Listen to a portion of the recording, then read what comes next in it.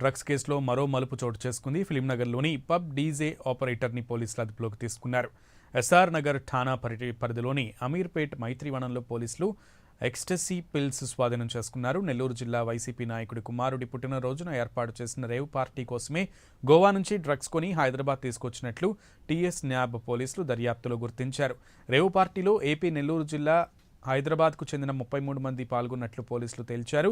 వీరిలో 12 మందికి నోటీసులు జారీ చేశారు. ఇప్పటివరకు డ్రగ్స్ పరీక్ష నిర్వహించిన వారిలో 3 మాదక ద్రవ్యాలు వినియోగించినట్లు నిర్ధారణ అయింది.